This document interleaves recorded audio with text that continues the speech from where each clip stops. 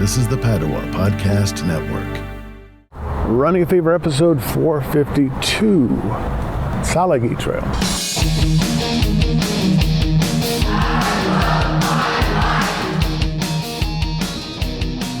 Welcome to Running Fever.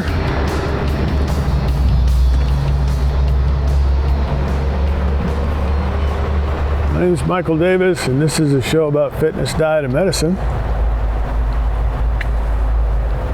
My goal is to live a long, healthy, happy, active life right up to the very end. It's about living long and loving life. This is called Walker Park. The idea was to go to the Tsa-La-Gi Trail, Walker Park in Fayetteville, Arkansas. It's like, I don't know, 5:45 in the morning, something like that. Still pretty dark. A little partial moon up there. So we're gonna go along the Frisco Trail, and that is gonna tee at the Tsa-La-Gi Trail, and then it goes somewhere else on the other side. We're gonna go left when we get there. Tsa-La-Gi Trail, of course, is part of the Trail of Tears that I talked about in a previous episode. Something I've been thinking about for a long time, every time I'm driving along, because sometimes it's actually on the roads. The trails become roads and such. So I see those signs for the Trail of Tears and think, yeah, that's interesting. I should find out more about that. And so, as you heard, I dug deep into it, and then I looked into how I can actually walk these trails in the area, and there are at least two that I'm going to take you on. This one, and there's another one. Will be probably the very next episode. I did, fitness department. Fitness, happiness department. I went to Devil's Den State Park last Saturday, I guess, and with a new friend, someone I'd never hiked with, and we went up to Yellow Rock. It's been a long time since I've been up Yellow Rock, and I always like to go up there, and it's beautiful at the top. Got a nice outcropping overlook, and everybody gets pictures there, and I always get a picture there, and it's just cool. And I had talked about going places where cyclists, bikes can't go, and that's one of them. At least I didn't see any, and I doubt there were any. But I'm kind of repenting of my anti-bike ways. I have come up with a series. There's going to be a series on cycling in Northwest Arkansas. This area, Bentonville in particular, is, I don't know what I call the mecca of cycling. It's the mountain biking capital of the world, Bentonville, Arkansas, believe it or not. It wasn't an intentional thing. I mean, some people just kind of made it happen. It's amazing. Anyway, I'll talk more about that in a future series. I believe it's going to be a 7-part series if I get all the interviews I want to.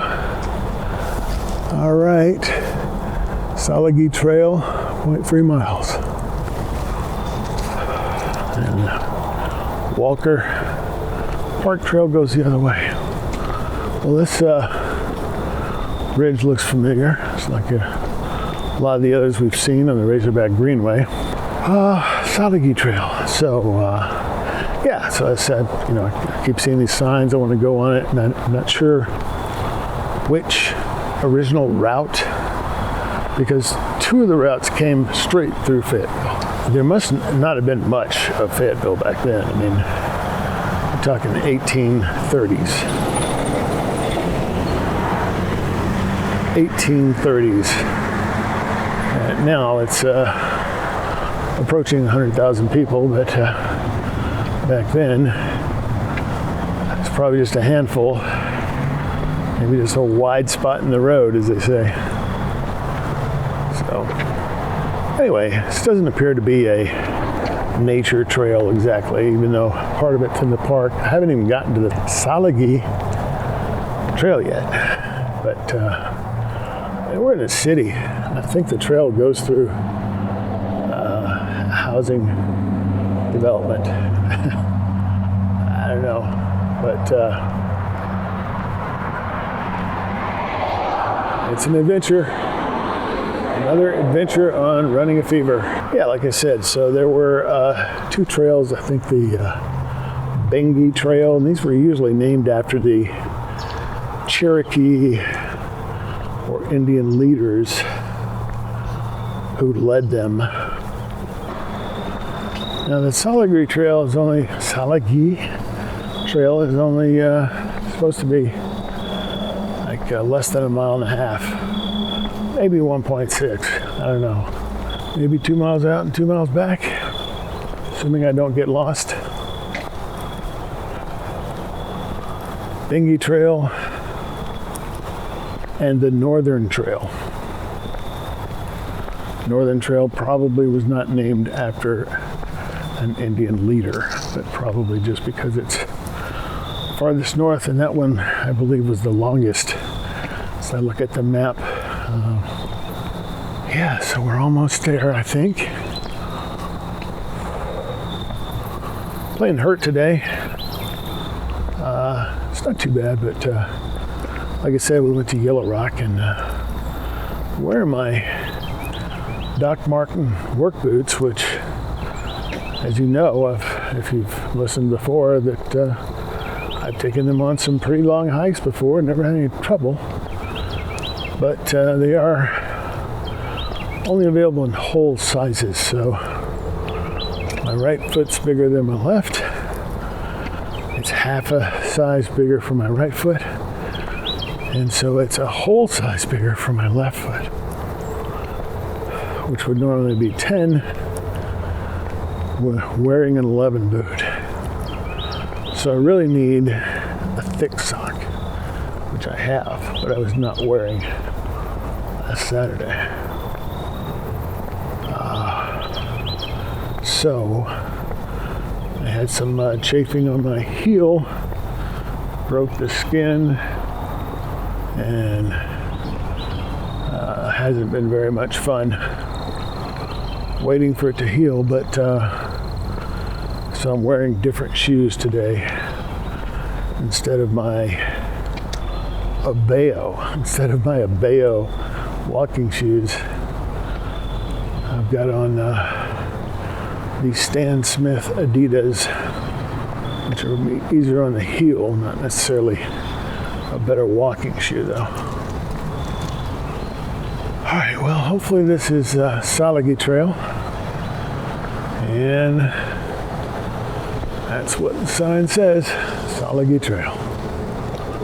Okay, folks, we're stepping into history. Stepping into history right now.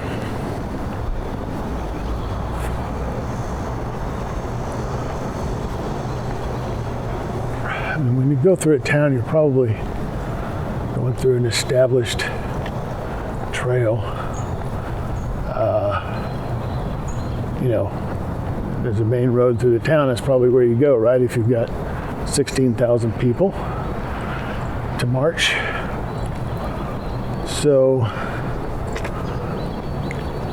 I imagine this is both of those trails, probably the normal trail and the Tsa-La-Gi Trail.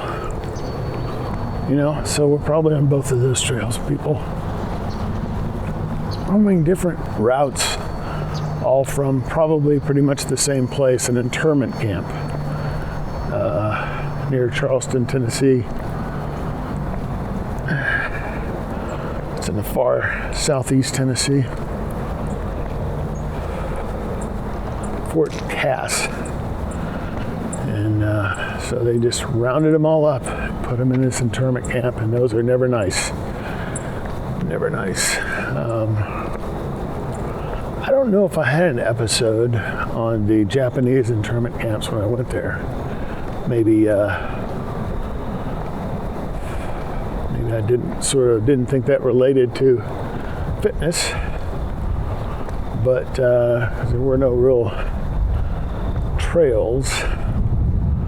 In fact, there were no more camps. There was just a graveyard. On that trip, I learned about how bad the conditions were at these camps, and honestly, they weren't that bad. They were just confined. They had schools, churches, so forth. I don't think that's how the Indians were treated at Fort Cass and other places. There was another camp in Memphis. I don't think they were treated that well, but I think, I went to the Sultana Museum. The Sultana was a riverboat, and it's the largest maritime disaster in American history. Riverboat killed over 1,000 people, and they were Union soldiers that had been kept in camps in the South, and they were being transported back home after the war. But I kind of learned about how those prisoners, they were prisoners of war, were treated in the camps, and I kind of imagine that it was similar. Not very good, lots of disease, just people just too close together, probably not enough water, clean water. Might not have been any clean water, I don't know. What's amazing is not that people died. It's amazing that people survived. And so while we're taking a leisurely stroll through the apartment complexes of Northwest Arkansas, this would not have been leisurely for the Cherokees and other tribes that were walking, being forced into Indian territory from the southeast United States. I know that the journey took months. It was 1,000 miles of walking. So, imagine how long it takes. And they were held up by things like, river crossings that they were actually charged money to cross, several times what a white person would have been charged. And just weather, probably. Things like that would hold you up. But it took months. And so the beginning was in the wintertime, I believe, the winter of, 1835 or something. I have to refer back to that previous episode. And so they were exposed to freezing temperatures, that Northern Trail, they went through Kentucky, and even here, it's too cold to be outside with no shoes on during the winter. That's the trail we're walking right now. I can try to imagine, I can try to sort of feel what they might have felt, but I never will be able to. It's just beyond my understanding. Someone has written lots of little messages on the trail with chalk. When I search for these type of things on the Copilot, which is as you know, a generative AI chat program, it sort of just subtly, in its answers, it changes Indian to Native American, which is no doubt the politically correct term. It's not a derogatory term. I don't know why. It's just people, I don't know. People like their political correctness. So, whatever. Tony Hillerman, one of my favorite authors, spent a lot of time with the Navajo Indians in southwestern United States. And his books are wonderful. You should read them. Sadly, he's passed away, but his daughter is actually still writing on the same series. I read something by him who said, he was at a panel discussion, and the Indians there said, we're Indians. We don't necessarily need to be called Native Americans or whatever. One example, I'm not going to cross Razorback Road, even though I understand that there's some construction going on of the trail, and that it's eventually going to be a 5-mile loop.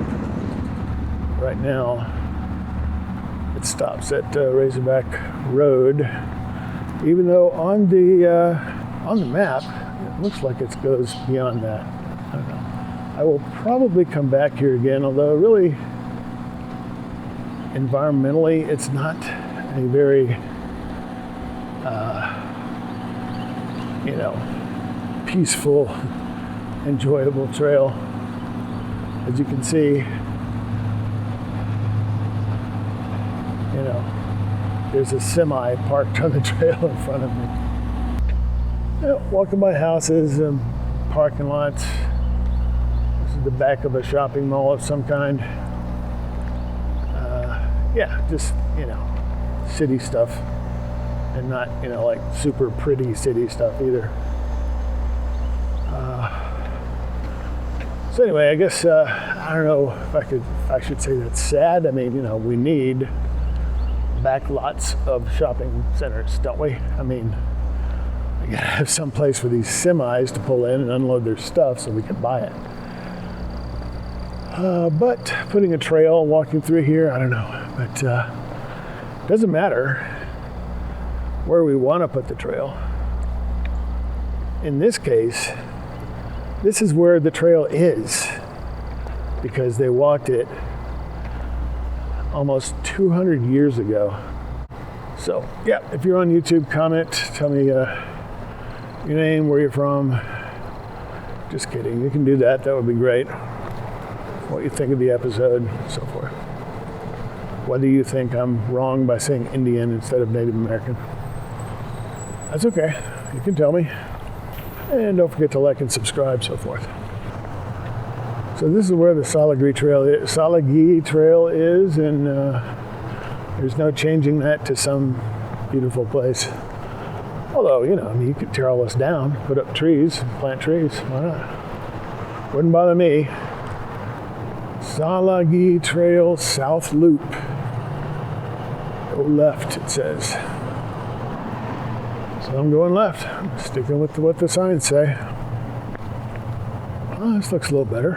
Nice park-like area here.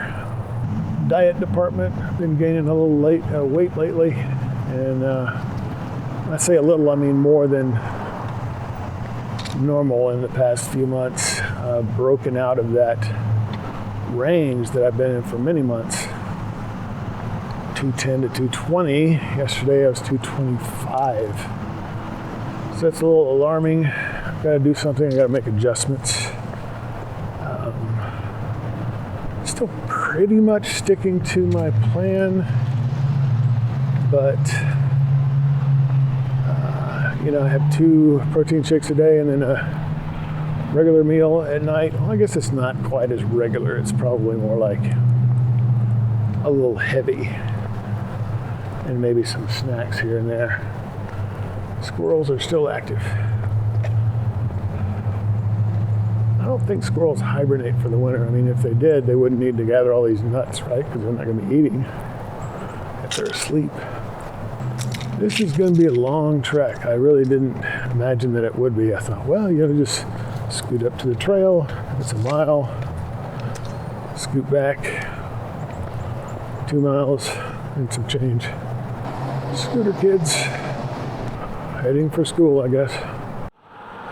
Well, I'm going to assume this is Razorback Road. I'm not going to go any further. In any event, I feel like I've had enough for half of a workout today, so I'm going to head back the other way. And maybe we might steal a parking spot there in the future and go on the other side of, they said South Loop at that corner back there that we turned. It's supposed to be a loop. There's supposed to be construction extending the trail, and then it's going to be a 5 and change mile loop. So that I'll look forward to. Yeah, I don't know how much I'll be walking this trail. It's not really my scene. It's a little too urban for my taste, but I am glad we came because, it's important. This is a historically significant place. There's something about places that hold a little, last Sunday at church we were celebrating the feast of the dedication of the Lateran Basilica in Rome. That is a sacred place, and the preacher talked about sacred places. And then he talked about our church and the one that we're trying to build, the new one. This is kind of a sacred place, although it's not a happy, uplifting sort of place, but just the fact that, I suppose you could say that we've come a long way in our treatment of each other as humans. I certainly hope so, but I hope we won't stop there, and I hope we will continue to improve, and someday the war will be a distant memory, and we'll all just kind of get along. Naive, perhaps, but you got to shoot for something, right? I mean, you got to have a goal. If you don't, then what's the point? What's the point? And getting pretty light out here now. It was jet dark. Now it's not so much. Tennessee to Arkansas, it doesn't sound like much today in terms of distance, but 200 years ago, it was a long way. And they went from the far east side of Tennessee to the far west side of Arkansas, and then on into Indian Territory, which is now called Oklahoma. Took today off. Normally I'd be already at work by now. Well, this time of day, the walkers of the Trail of Tears would have been either grateful that the winter night is coming to a close, or not if the summer sun was coming up. I had a feeling they experienced both. Not sure exactly which one. At this point in their journey, they're most of the way through. It's not that far, relatively speaking, to Oklahoma. Stillwell, I believe, is a destination for quite a few of them. If you want to stay fit, if you want to walk or run or ride your bicycle for exercise, and also, have some added dimension to it other than just putting one foot in front of the other. Consider a historical trail. I think I've been on some of those that are kind of historical in the state parks. There's actually long history there, going back almost 100 years. Davidsonville, that was history for sure, and a nice walk, even though it was more history than walking, if you saw that episode or watched it or listened to it. But there's something, especially in a place like this where people actually walked, and it's strange, but my right foot is kind of more sore than my left right now. The left foot's the one that got injured during the hike up Yellow Rock, but having an injury and walking along here kind of gives me that small portion of the kind of perspective that of the original trail, because they had to be hurting. They had to be hurting after 800 miles or whatever. Again, it's amazing that people survived, not that people died. Anyway, my right foot's problem is probably the shoes. Walker Park, 0.3 miles. So folks, we're coming to the end of this part of the Tsa-La-Gi Trail, and we're heading on the Frisco Trail, number 4. I've seen 4 people. There's all of them on the way back, none of them on the way out. It's probably still between 6 and 7, I'm thinking. I do have my phone, so it's almost 7. 6:58. A little more than an hour that we've been going here. Thanks for listening. If you got the fever, keep it. If you don't, catch the fever. And I will talk to you next time on Running a Fever.